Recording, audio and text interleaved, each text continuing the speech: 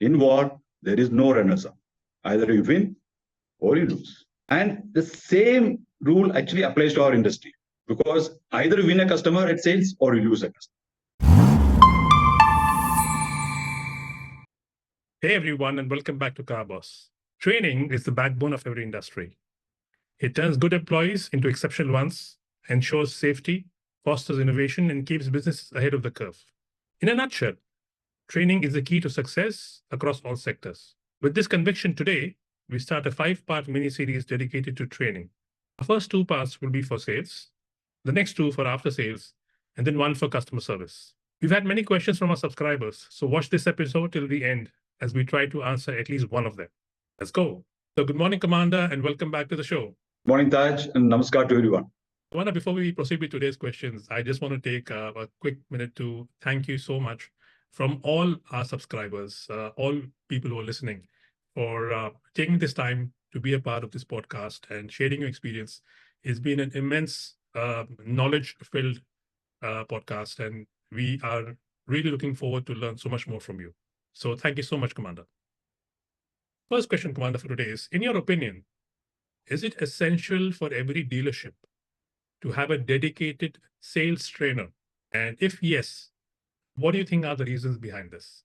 Right, my very simple answer to this is yes, very important. But I want to qualify the answer by saying we need to have a very competent and a very professional sales training team. Now, why I say this is that any organization, if it wants to perform well, it is indispensable for them to have a training team, a professional training team, any organization. Because by having training teams, you are improving the quality of your performance, improving the quality of your skills of your personnel who work there. So this is something which is absolutely essential. Anyone who wants to do well has to have a training team. Now, looking at our industry, which is very customer-centric, every person in our industry, starting from the person at the security guard at the gate to the CEO, must go through professional training, which basically improves the quality of customer experience. So training may be different for different people, but everyone must go through a certain prescribed training. This is something which is, unfortunately, having said that, what I see from this industry, I'm talking more from my personal experience of seeing other dealerships. Not many people pay attention to this thing, to professional training. There are some dealerships who have an excellent setup. They have a very good training ecosystem, and it really does well for them. But most dealerships don't have good professional training teams. So they look at training as more as an expense rather than an investment. To me, training is an investment, a long-term investment. Why I say this is, any dealership which has a competent professional training team can improve sales by at least 20%. That may be a very conservative figure, but I'm very confident it will be more than 20%. When I say that is, if you are doing 100 cars sales today, by having a professional trainer with you, your sales will definitely go up to 120. That is the kind of returns that you get on the investment. So I think we should stop looking at training as an expense. It should be viewed as a long-term and a must-have investment. Before I go further, I actually want to draw a parallel with the armed forces. Now, we have the Army, the Navy, Air Force. Their task is to defend our country. That doesn't mean they're fighting a war every day. There's no war, fortunately. We are lucky that we don't have a war every day. So what do they do?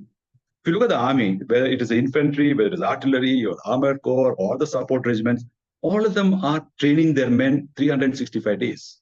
Right. Training means if it is infantry units, they go out to carry out weapon training, combat drills, tactical moves. The artillery fires their guns, the missiles, the armored corps with the tanks, they do maneuvers. All this goes on 365 days so that their team is prepared. Their skills are top level. If you look at the Navy, the ships, the submarines, the aircraft, they all go to sea, carry out maritime operations, maneuvers, so that all aspects of a maritime war scenario is covered.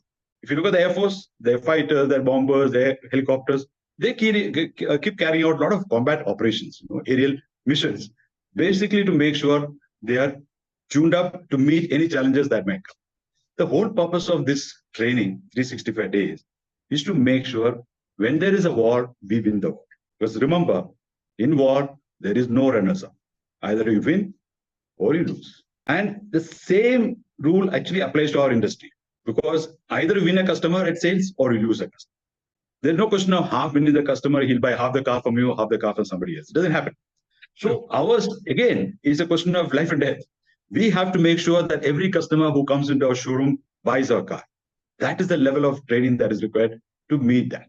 So training is something that we have to pay utmost attention, make sure that investment is looked up and not as an expense. And we have to really put our heart and soul in creating a good training infrastructure. So I think we can't be more clear on that. We need to have a very professional, competent training team. How would you structure, this sales training team for a dealership? I think first and foremost, very importantly, that I must also cover that if you see one of the last episodes that we covered, we talked about getting good people, good sales consultant, making sure we pay top of the line salaries. We talked about 25,000 and more. We talked about having a very robust selection system so that we get good caliber people. Now, once you get them in, if you don't put them through training, then I think the whole purpose of getting them on board is lost. Because many times what I have seen is that, whether it is the dealer principal or the CEOs, they don't want to spend a lot of time in training. They feel it's a waste of time. Put them into train with the guys, senior guys, they will learn on the job. I think it is fundamentally wrong because trying to make them learn from people may be suicidal because they'll learn wrong things, they'll get wrong traits, and then you find it's disastrous. Whatever you aim for, you're not going to get. So I think we need to be sure that we put a lot of time and effort into training. So who is the first person that we take in a training team? He's a trainer. Right. So selecting the trainer is of very, very critical importance.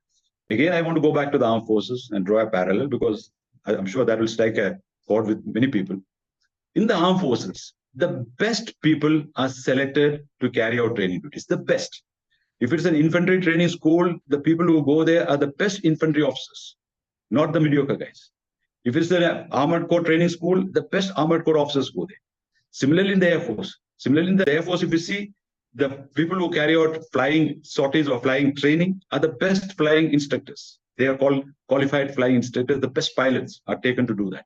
So the best quality manpower goes into training. Now, in the armed forces, it is considered as a privilege, it's an honor to be selected to do training because you are assured of good prospects of moving up the ladder, promotion, etc., simply because of the fact that you have been picked up as one who is suitable for carrying out training duties. So that is the kind of importance the armed forces gives to people who are selected as trainers. Now, unfortunately, that doesn't exist in our dealerships. Because of the pressure that comes in from OEMs who say, look, you need to have a trainer, we try and pick up anybody who is available. Definitely not the best guys, because you don't want the best guys going into training thinking that is the wrong investment. And eventually, imagine you having sales trainers who are very shabbily dressed, physically unfit, people who use foul language. What kind of training will they give? And these are not things that I'm imagining. It has happened. I've seen this, that you have the most incompetent people, most undesirable people getting into training. So selecting the trainer is a very, very important task. My suggestion is, if you're looking for a sales trainer, look for someone who has carried out sales. You can't look at someone who has never been in sales to become a sales trainer. It's like asking a person to teach swimming who has never known how to swim himself. It's disastrous. Yes. So you need to have someone who has had some exposure, who has excelled in sales, who can become a sales trainer. Now, I know a lot of people will express their apprehensions that people who are doing well in sales don't want to become a trainer. Very true. Because you take a guy and you bring down his salary, he's definitely not going to like that. So I think when you select a guy, you have to make sure that you give him the best salary possible. Whatever he's getting currently as a sales consultant, you should definitely get much more than that. Plus an assurance that he will grow, and also an assurance that he can go back to mainstream sales operations, maybe after a couple of years, or if he decides to go back. So I think selecting the sales trainer should be within the sales, faculty, sales members. Look at a guy who has been consistently doing well, who's got good communication skills, a guy who has no customer complaints, very high SSI, and who has got a little passion to trade. That is very important. Once you identify this guy, then I think the first task is over. But you can't straight away put him into trade. So he has to go through some fundamentals of what they call instructional techniques, which a lot of OEMs conduct, what they call train the trainer courses, etc., which can give you an insight into this. Plus, put this person through training the teams with some kind of supervision. Maybe the CEO or the sales or the dealer principals get involved. But I think over a period of 2 to 3 months, he will learn, definitely learn. Now, you can't expect the first day itself to him to be a great trainer. But I think this 2 to 3 months is handholding time, a mentoring time. I'm sure he will turn out to be a good sales trainer. So selecting the trainer, putting through training is very important. Yeah. So I think we spoke about giving the trainer whom we select from the sales training, sales department or sales faculties to become the trainer.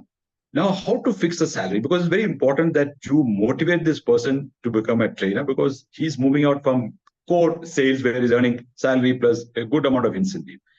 The suggestion that I have is whatever is the salary he's drawing now, give him an increment of at least 20% because he's getting into a different task.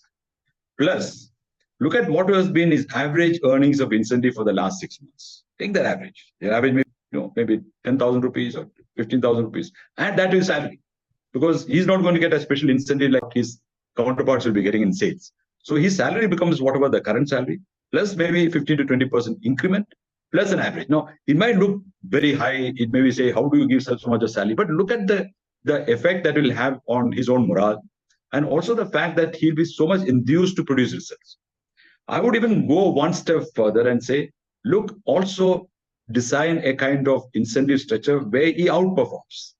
Don't give him incentive for whatever normal stuff happening. Now, if you have a few sales consultants who are not doing well, identify them, let him carry out an evaluation and says, look, these guys are today not doing well. These are the flaws which I'm going to train them. And I'm going to guarantee their performance moving up.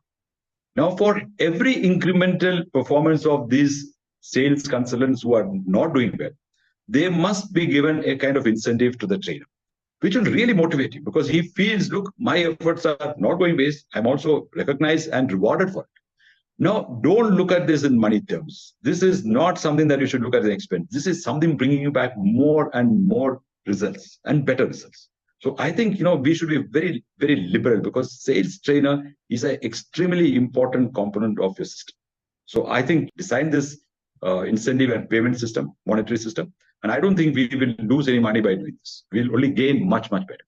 Now, what else do you need in this infrastructure? Now, I think in a dealership of, say, about selling 100 or to 200 cars, you just need to have one sales trainer.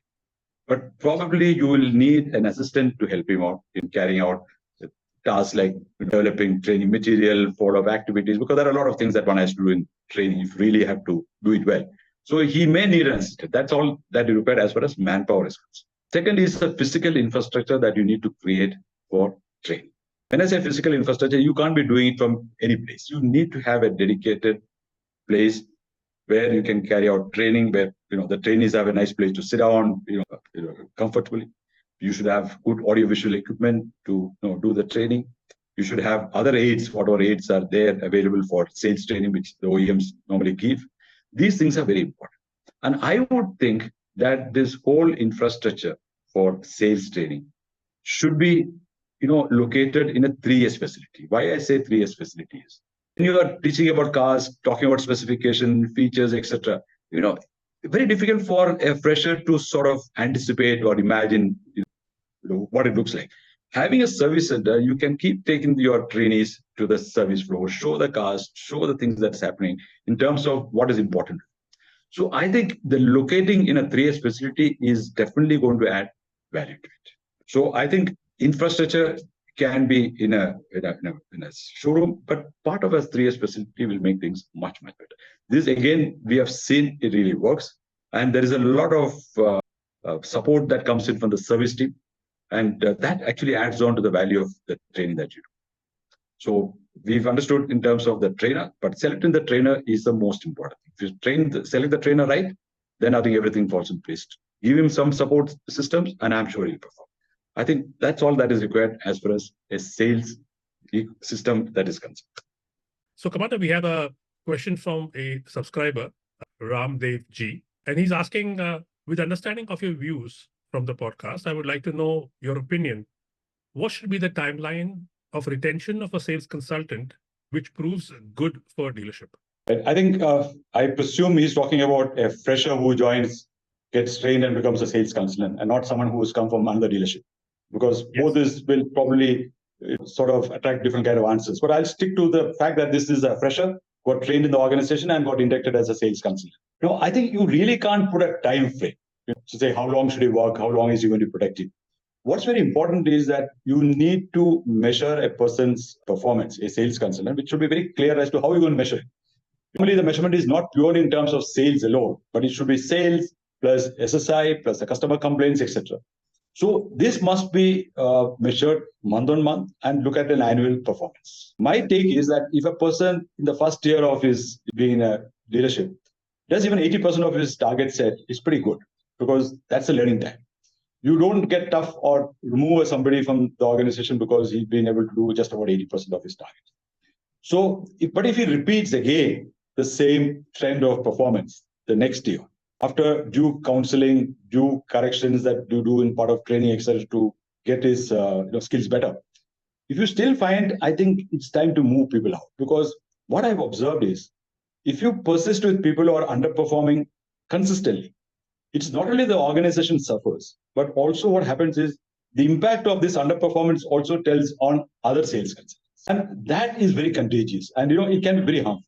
So having a performer or having a very poor performer is not only undermines his, his relevance to the organization, but it also affects other people in the organization. So I would just think that maybe 2 years is the time to take a call for a person who is not performing well as per what is required, and he should move on. And I think we should not have any qualms about it or feel bad about it. But this is important for the individual as well as the organization. So I think 2 years should be the time frame. And if somebody is not performing, he should move on. But thereafter, if the person is performing and is getting his due promotions, he should stay on and become the team leader and sales manager, etc., etc. So I won't give an outer end, but I would look at underperformance 2 years, person must move on. Brilliant, Commander. Yes, indeed. So thank you for answering these two questions. We will have no question for you, but in part 2. Thank you, everyone. See you again. We hope you enjoyed today's episode. If you haven't subscribed yet, hit the subscribe button, like, and share it with your friends. Until next time.